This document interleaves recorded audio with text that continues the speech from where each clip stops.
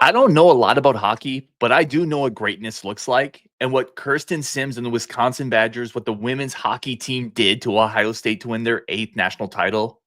That was greatness.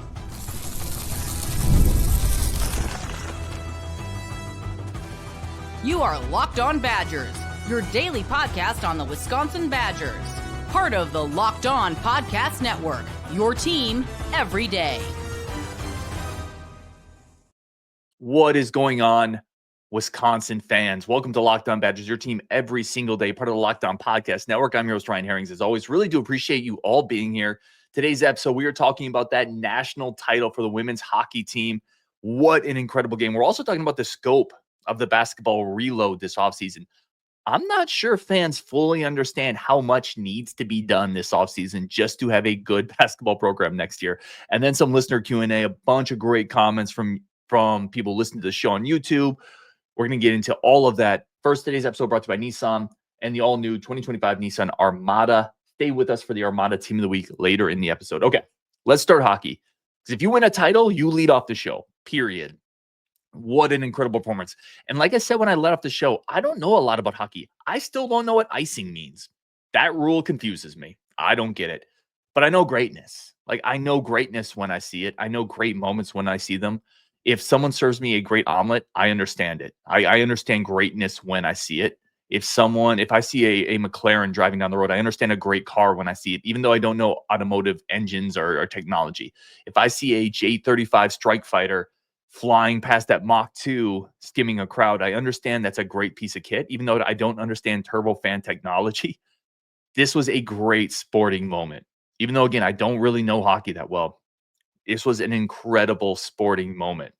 And in a game that was intense, that the Badgers had to fight back the entire time, Ohio State struck first. Ohio State felt like for most of this game, they had momentum, that they were maybe skating a little cleaner, that they were a little fresher, that they had a little more shots on goal, it felt like at times. At times, it felt like they were winning most of the faceoffs. It felt like this was a game that Wisconsin kept having to fight back, and it felt like a game that inevitably Ohio State was going to pull out. They just looked a little better. They had a 2-goal lead at one point. Wisconsin was down the entire game with up to 18 seconds left in the third period. Then you get that penalty shot.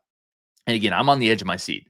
I don't watch a ton of hockey, and I need to watch more of it because this was awesome. I'm watching this thing, and I am just like in awe of this moment, right? And Coach Johnson says, who wants it?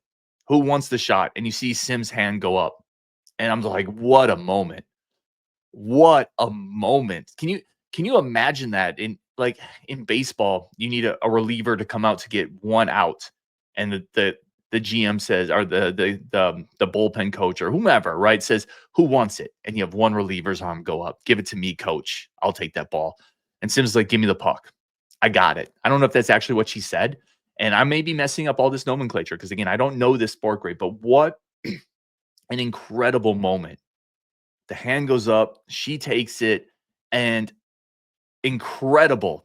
She was like Barry Sanders on ice. The juke to the left, coming back to the right, the easy shot the whole time. Like, I don't even know what's legal here. Can she just do a loop around and come back and attack again? I don't know the sport, but I'm in awe of that moment and what she did in that moment. Absolutely speechless. 18 seconds left. And that entire last sequence, you have the major penalty. So you have the power play. Then you pull the goalie. It's 6-on-4, and you're just battering Ohio State. You're just pummeling the net with shots, and they're just ricocheting off. It's like an ironclad in there that you can't penetrate, and you're just banging it against that goalie again and again and again. And you get that penalty. You get the penalty shot. Sims comes up huge. Absolutely insane moment. Legendary moment. That's why you watch sports. That's everything good about sports. To fight the entire game, to have the two best teams in the country the entire year at that stage, sold out arena. Everything good about sports was on display right there. And in a moment where the kid Sims puts the hand up, says, I'm going to take it. She delivered. Insane. You also get the great goal from Harvey. You get the great goal from Edwards earlier in the game. What a great move that was to get the equalizer early, that quick action in the first period. But just insanity at the end. And then you go to overtime. And it's one of those moments where now you got to win it because of everything you did this season. One of the greatest regular seasons, by the way. I shouldn't say that because I have no idea. But this feels like it's got to be one of the greatest regular seasons in women's hockey history with how dominant this team was. Then you get it to overtime on what felt like a miracle. It felt like this was slipping away with 20 seconds left, 30 seconds left, a minute left. You pull the goalie. It felt like it just wasn't going to happen after the incredible year you had. And what does that mean for the legacy of this team? And then you get the equalizer. You go to overtime, and now it's like you got to win. You just have to win. And all credit to Ohio State. What a amazing team. But you got to get this. You have to cement this season with the victory. And then Sims again, what an incredible shot. Just feathers it in there from the left side. National title, national champions. Congratulations. Hats off to everybody in that program, everybody on that roster, the coaching staff, the players, like the administrative staff. Just it's a dynasty. I mean, there's no other words for it. The 8th national title, lost one game all year. It's just an absolute powerhouse and an absolute dynasty. And I don't know if there's anything else you can say about that, right? It's absolutely incredible. I mean, Wisconsin is the Alabama of women's hockey. They are the UConn women's team of women's hockey. They're just an absolute powerhouse. And I am absolutely I'm going to get to a couple games next year because it looks like a phenomenal product to watch. And I was on the edge of my seat the entire time. My 10-year-old son was watching with me. And again, I'll just reiterate it. I don't know a lot about the sport, but I know greatness. I know great moments. I know moments that are exciting. I know what is going to live on in the annals of Wisconsin Badgers athletic history. And that's one of those moments that I'm never going to forget it. The people who were there, I'm sure will never forget it. And it's a heroic performance by two great teams. Wisconsin comes on top. 8th national title. What a season. What a season. And I can't wait to see what next year brings. Again, I don't fully know who's coming back in this roster. I think Sims is a junior. So I think Sims should be back. Obviously, he had 2 goals in this game, and the last 2 goals in this game. So I'm sure they're going to be great because that's what this program does. That's the legacy that they've established and the baseline that they've established. But just an incredible performance. And it would be negligent on my part if we didn't lead with that on this show, because we have a ton of time to talk about basketball off season. We have a ton of time to talk about football, portal, spring practice, and those things are happening, and we're going to hit them. But you win a national title, and you win a national title like that, yeah, you lead off the show 100% of the time. Major congratulations, Wisconsin women's hockey, the national champions, 8th time. Let's go. All right, coming up, we're going to talk basketball, shift gears. I'm not sure if fans have maybe I'm wrong on this, but I'm not sure if fans have fully embraced or realized the scope of this rebuild. Can Greg Gard pull this off and get this team to a point where they're good again next year? Let's talk about it. Today's episode brought to you by our Nissan Armada Team of the Week. This week's Armada Team of the Week is brought to you by our friends over at Nissan and the all-new 2025 Nissan Armada. Each week, our Locked On college basketball experts are picking one team that stands apart. From top-seeded stars to the unexpected upsets, these guys showcase the strength and sheer power needed to push their teams forward. This week's Armada and clear-cut Team of the Week is the Arkansas Razorbacks. Despite losing their first 5 SEC games, Coach Cal's Hogs fought their way through the most rugged conference in college basketball to not only make the NCAA tournament, but also knock off back-to-back national champion and Hall of Fame coaches en route to the Sweet 16. They accomplished all this without their second leading scorer, Boogie Fland, for most of SEC play, and without their leading scorer and rebounder so far in the NCAA tournament. When it comes to the Nissan Armada, they say go forth and conquer, and that's exactly what the Arkansas Razorbacks have done here. It's clear that the Team of the Week is ready to conquer the road ahead with confidence, just like you can in the all-new Nissan Armada or any of the Nissan outstanding vehicles. Take the Armada, the Rogue, the Pathfinder. Go find your next big adventure. Shop NissanUSA.com. All right, let's jump back into this. By the way, if the Team of the Week had been the BYU Cougs, I don't know if I could have done that ad read. All right, let's talk about the reload. The reload that Greg Gard finds himself staring head on into this offseason. Listen, there's no blinking. There's no slowing down in college basketball, college football. It's always the next step forward. The season's over. Okay, how do you reload? Let's just reiterate what the Badgers are losing. You're losing a John Tonje. You're losing a Stephen Crowl. You're losing a Max Klesmit. You're losing a Kamari McGee. You're losing a Carter Gilmore.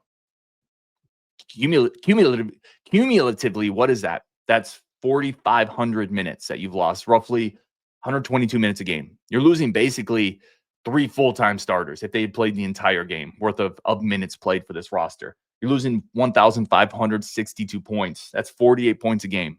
Gone, right? So you're talking a couple of elite scorers that are going to have to either step up or replace it. You're losing 668 rebounds. That's 18 a game.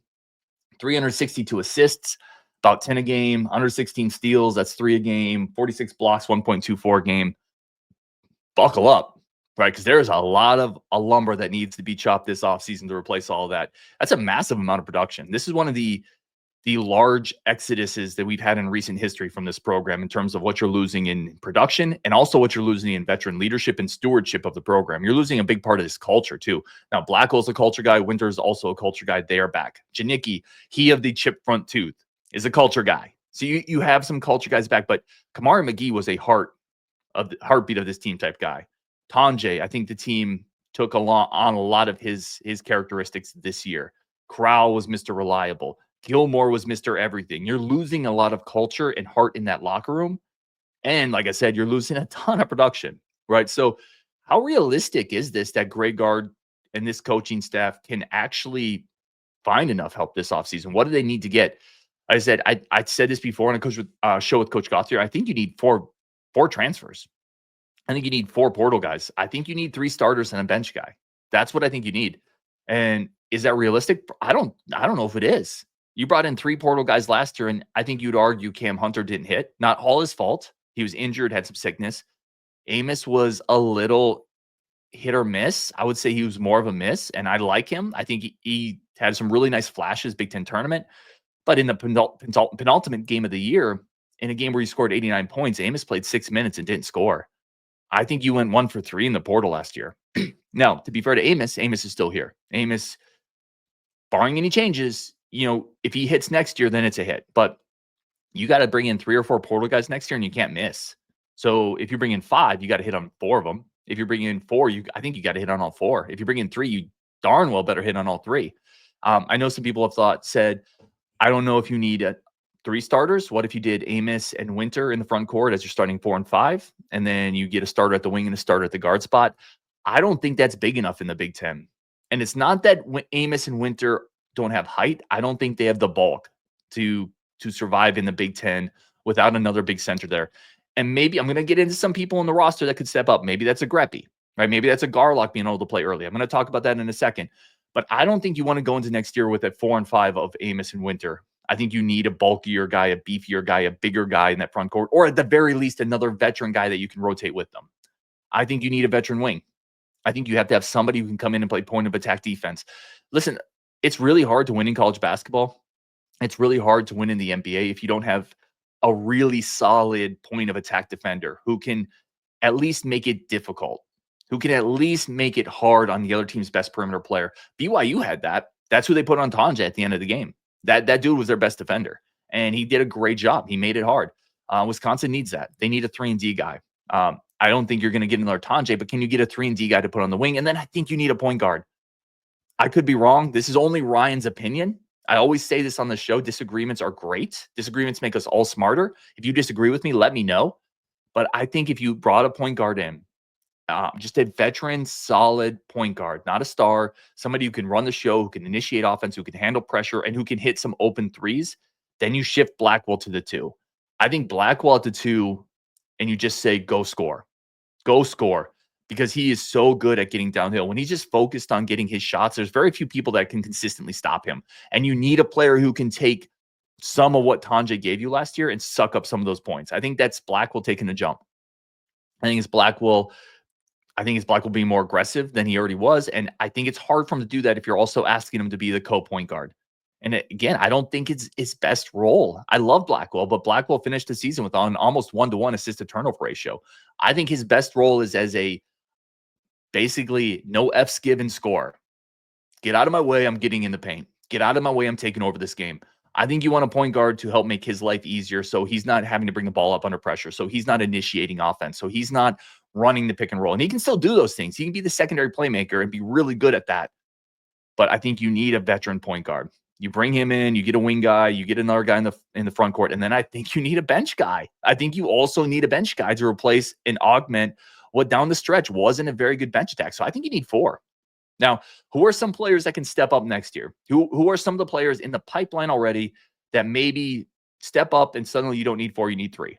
I want to start with the first one. I think it's Jack Robinson. Okay, Robinson came in last year, freshman, not the most hyped player, but a player I really liked. I talked to him. I had him on the show, watched him play, and I really like him as a type of a guy who could be a Jack Janicki this year. The player who can come in, get 10 minutes a game because his shooting is really, really a carrying skill set. He can really stroke the ball. Lefty, good range, quick release. He's got size. I think he's up to like 6'7", 6'8". Listen, if you're a lefty, 6'7", 6'8", that knows how to play the game, he has good basketball instincts, a good basketball IQ, not an elite athlete, but a really solid basketball player that can shoot from deep. I'm curious how he progresses here. I'm going to see if I can get a little information on that, but I think there's a player who can definitely step in and augment the bench, right? Provide some shooting, space the floor, give you some size and versatility defensively. He knows how to play. Not a great athlete. That's not your perimeter stopper, but a player who can hit shots and come off the bench. So I think there's one player there. Greppy is a guy who a lot of people have questions of. Came in last year's class, backup 5. Can he come in and give you some physicality? Because if the answer is getting another skilled front court player, and then you have a front court of, you have Winter, you have Amos, and you have another skilled guy coming in, you need somebody who can come in that's a legit 7 foot, that has some legit size, that can just beat on another player a little bit. Can Greppy be that? Can Greppy give you 5 to 10 minutes of physical post defense, positional rebounding, set hard screens? Can he do that next year? I don't know. I don't know. I think there's a lot of skill work that needs to be done with him, but I think the size is legit. I think he's a pretty good passer for his size. So maybe that would be great. Let's talk a little bit about Will Garlock coming in. Can Garlock help? I don't think next year. I like the frame. I like the size. A guy I've seen play live twice. I've talked to him. I like the mobility. I think eventually he can be a Vogt type of guy, a Chris Vogt player, which is a really valuable player. That's not a knock. That's a valuable player. A guy who can come in, block shots, be active on the glass, clean plays up near the rim. I think he can be that. I don't think he's that next year. So I think you're going to be putting yourself in a really bad spot if you don't find some muscle in the portal this year, because I'm not sure if Greppy or Garlock are going to be ready. In the backcourt, you have Daniel Freitag, a guy I really like. As a human being, I really, really like Daniel Freitag. You saw him with a bunch of energy on the bench this year. I think that bodes well. I like the athleticism, but it wasn't the year we expected. It wasn't the year I expected. I was wrong. I thought he would play right away. I thought he would play instant minutes as a backup guard. I think you thought he'd get in the rotation. I thought the athleticism would play up, and it just turns out he wasn't ready. I still really like him. I hope he stays. That's, by the way, that's a blanket statement for everybody on this. I hope Blackwell stays, Winter stays, Amos stays. Okay, don't take that anyway. I hope they all stay. I would like to see Freitag develop, and I'm hopeful if he's here next year and he's has a good offseason, he can be part of that guard rotation. Zach Kinzinger, another one, 4-star recruit coming in with Will Garlock this year. That's a player that could play next year. Josh Gosser played as a true freshman. Kinzinger has that type of feel, having seen him live as well, having talked to him and his coach. Kinzinger has a great basketball feel. He does little intangible things that make you think he's going to be ready to step right in and play. He comes from a basketball family. Older brothers played ball. They beat up on him. His dad's a hoop head. Like, he's a basketball guy. He's a basketball junkie. It's going to take less time for him to adjust to the nuances, of the college game. So I think he can play right away. Another guy, much like Robeson, whose shooting is a carrying skill set. That shooting allows you to get on the court quicker, especially with the scheme and the offense that Penny and Gard are playing right now. So there are options. There are options on the bench. There are options in last year's recruiting class that are going to be asked to step up and play right away. I think there's a chance they can. That being said, the bench was a problem down the stretch this year. And there's a whole lot of, if this guy develops, if that guy develops, if you can go out and get a player who you think can give you Kamari's minutes off the bench, Gilmore's minutes off the bench, they could really use a glue guy. They could really use a 6'8", 230-pound power forward who can just get some rebounds. If you can find that in the portal, you got to go do it, because you have to keep recruiting over your players. You have to keep adding talent. And this team is a massive reload in front of them. Are they going to be able to do it? I don't know.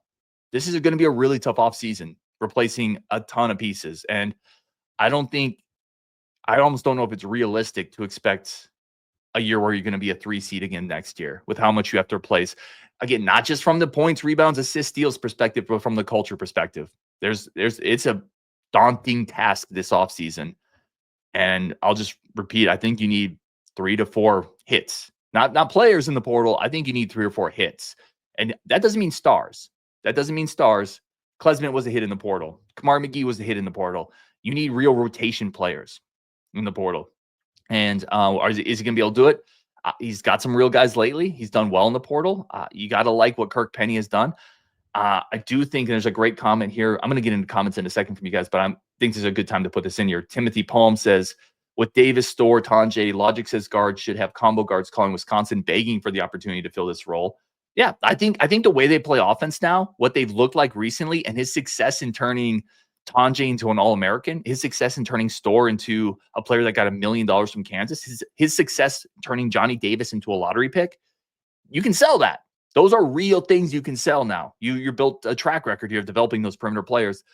It's going to help. That certainly will not hurt. Okay, we're going to take a quick second, come back with our friends of the show, talk a little bit about a lineup prediction that I think is kind of interesting. And are the Badgers going to be able to play in the highest market in NIL? That's coming up next, Locked On Badgers. But first, a quick second for our friends of the show. And as always, a quick second to say thank you. Today's friends of the show is Supply House. Supply House is incredible. Right now, if you're into, or if you need supplies for skilled trades, whether it's plumbing, HVAC, electrical work, Supply House is the reliable way to order products online. Their easy-to-use website is packed with helpful resources and the latest product info to help you get the job done right. Plus, with a complete inventory of over 200,000 parts from over 400 top brands, you'll find exactly what you need delivered fast, coast to coast. If you need help with an order, Supply House also has you covered there. Industry-leading support and service. You're always going to talk to a real person. No AI, none of that nonsense. Real people. And for trade pros looking for an extra edge, their free Trade Master program offers exclusive perks, dedicated phone lines, free shipping, and discounts on every order. They got you covered. Thousands of skilled professionals are already taking advantage. Now it's your turn. Join the Trade Master program today at supplyhouse.com/TM and start ordering plumbing, HVAC, and electrical supplies with just a few clicks. Plus, use promo code SH5 for 5% off your first order. That's supplyhouse.com. All right, let's jump back into our show here and first start with a bracket breakdown promo. The NCAA tournament is here, and so is the bracket breakdown. Locked On Podcast Network and Amazon Fire TV channels are teaming up to deliver NCAA tournament coverage like never before. Watch studio shows featuring former players and Locked On's local experts as they guide you through every upset, buzzer beater, and bracket matchup. Stream it all for free on Amazon Fire TV channel. Search Bracket Breakdown to see it all for free. It's your team every day. All right, let's talk about some of your Q&A. This is all from the YouTube comment section. I always love getting some of your thoughts into this. This one is from Jeff Krause. He says, you make every excuse in the world for Gard, yet you'll talk about this team dying at some point every year. What gives? Are you going to ride him all the way to the bottom? His teams do the same thing every year. It has to be the coach. That's from Jeff. Listen, again, every perspective is fair on this show. Disagreements are good. Disagreements, I think, make us smarter. They make us think about different perspectives. And I hear that. I hear the fact that for the second year in a row, we're talking about a team that got bounced maybe earlier than we had hoped they would be. Now, you are mentioning his teams do the same thing every year. Well, if he gets a 5 or 3 seed every year, I'm kind of okay with it. That's the other perspective of this. That's the side that I'm on, Jeff, where I just feel like, yeah, if he's going to do this every year, I'm kind of okay with it because it means every year I'm going to have a lot of good ball to cheer for. And I'm going to be able to go into March and have hope that they can break through. I hear you. I really, truly do. I think I look at the other side of it and say, if you consistently have good teams, then eventually you're going to break through in March. And maybe I'm wrong, but a lot of coaches have done that. And history has proven the more hacks you have at the log, eventually you do cut it down. This one is from John C. He said, regarding NIL money, sure, it's important, but not sufficient for success. Good example is Indiana and Kansas. So I hear you. Again, really good point. This is from John C. NIL money is not the be-all, end-all, but what NIL money does is it increases your margins everywhere. It gives you a better grocery store to shop from, right? You have better ingredients to pick from. You have the top line players to pick from.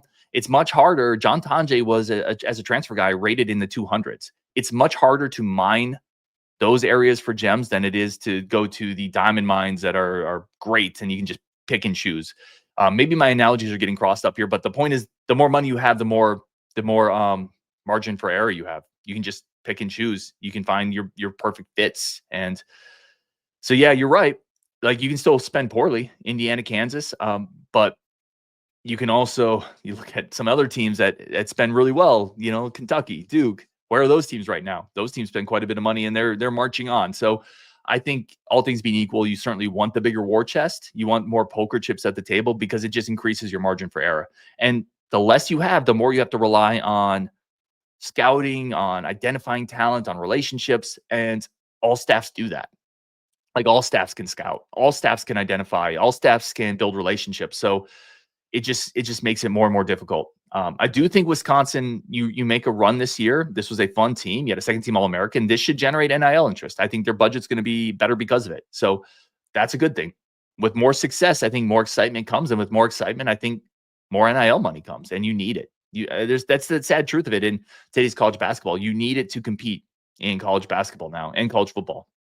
This is from Carl Hansen. Daniel Freitag was supposed to be our savior, but now he's even mentioned what happened. So I want to be clear on this. Like I really like Daniel Freitag. I mentioned it last segment. I like him as a human. I think he's a really talented physical athlete who just needs some time probably to find his way at this level. But he was never supposed to be the savior this year. Even from a guy like me that was pretty high on Daniel, like I thought he could play a role off the bench this year, and an important role. Like I really thought he would have a valuable role, but he was never the savior this year. And I think if that was the expectation, we were always setting him up for failure if that was the expectation. But even then, this isn't the year most of us thought he would have. I will caution, he's a freshman, a true freshman who played football and basketball in high school. And maybe we should have thought it's a little further away. So I think there's still a lot of talent there. There's great athleticism there. And I think there's a really good kid there. So I would say just patience, like a lot of freshmen. We all get excited when a 4-star high tier athlete commits to the Badgers, football or basketball. But patience is also required. And I think it's just one of those years where let's see what happens in the offseason. Let's see what the work that gets put in. And then let's look again next year. Troy Silver says, you didn't see this coming. Are you hurt every year? Yeah, I do get hurt every year. I do get hurt every year. Dice says, you need to get Owen Freeman and a big center. I would love Owen Freeman, the Iowa big. I just continue to think Wisconsin doesn't swim in that lane. I don't know if we're going to spend money like that. I agree with you, though, Dice. This is where I'm coming back to. I agree with you. They need a big center. I think they need a physical presence. And if you don't feel that, you got to hope Greppy can step in and give you 5 to 10 minutes because you're losing Crowl. And Crowl wasn't the most physical guy, but he was more physical than anybody you have on the roster. So you got to replace that. You really, really got to replace that. I want to get into this comment here. And this is a roster prediction for next year's team. Next year's team, Freitag at the starting point guard, Blackwell at the 2, your big money portal wing at the 3, Winter at the 4, or Amos at the 4 and Winter at the 5. So here's my concerns with this type of thing. I don't think you want to put that much pressure on Freitag. I think you have to go get a point guard next year. And then I don't know if you want an Amos Winter front court. I just think it might be a little difficult defensively and on the glass. I think that team could score. Amos and Winter playing pick and pop inside and out against bigger front courts could dice them up. That team could score. But are you going to get a rebound? Are you going to get a stop against a physical 5? Winter should be bigger next year. I think you maybe put a few more pounds on him. But I also don't know if I like Winter as a 5. I think I like Winter as a 4. And then you get a bulky 5 and you keep Winter as the slashing athletic John Lure type. That's where I'm at. Let's see. A couple more questions in here. This one is from, I didn't get the name of this one, but he said, proud to have Gard as UW's coach. For the man he is, I hope UW never sells its soul like NC State, Texas, who just hired Sean Miller. Plus, Louisville's going shopping next year with reportedly $10 million. It's only going to get worse, harder to buy into the Sweet 16. It's from Mr. Rocktober. Yeah, I can tell you this, man. There's some teams out there with big war chests. And it does make it hard because it's not a level playing field to fully evaluate. And there's other teams. Let's be super fair with this. There's other teams that are looking at Wisconsin and envious of our war chest. You talk about like a Richmond, or you talk about other schools competing at the Division I level, and they're like, nah, stop, please, stop. You don't get to complain, Wisconsin. You're in the Big Ten. You think of it like a Central Arkansas or a Toledo, right? So there's a food chain in college football. There has always been a food chain. Wisconsin is always at the higher end of that food chain. We can poach from a lot more people that can poach from us, but we're also not at the top of the food chain, which makes it hard sometimes. It makes it frustrating because ultimately our goal is titles. ultimately we want to see Wisconsin win a national title. And yeah, we're in the upper percentiles of NIL when you look across the entire spectrum of college sports, but we're not at the top and not near the top. And that makes it hard. And people may need to adjust their expectations. I'm not telling you to. I'm just saying it's going to be difficult to compete with some teams with some of the numbers I've heard that they're able to spend on their rosters. And that's not just a Wisconsin thing. That's a lot of schools thing. Okay. There's a lot of schools in that bucket. So it's part of what made this year so incredible, right? You get a Tonje and you didn't pay the market value for what a second team All-American would typically cost. It's why I don't think we're going to get an Owen Freeman. I just don't think we're going to pay that level. So yeah, I hear you, Mr. October. It does get harder. And by the way, that's also why a lot of people talk about March Madness not being as March Madness-y. It's because the lower teams get rated now. They can't build continuity. You're not going to have stars. You're not going to have a Gordon Haywood stay for years at a low mid-major or a mid-major. I shouldn't say a low mid-major Butler, but those guys are going to end up at Duke or UNC, and those smaller schools get rated. So you're not going to have as many craziness upsets in March Madness. That's just going to be part of the end result of this. Anyway, on Wisconsin, appreciate y'all so much as always. Thank you for tuning in. When you're done here, go check out when you're done here, go check out the Locked On College Basketball Show with Isaac Shad and Andy Patton. March is here, so be the most informed college basketball fan throughout all the madness. Find Locked On College Basketball on YouTube or wherever you get your podcasts. We're going to wrap it up there on Wisconsin as always. Talking football tomorrow. We have a fun guest at Scene Practice, so we're going to get a little insight into what's going on there on Wisconsin, and we will talk later.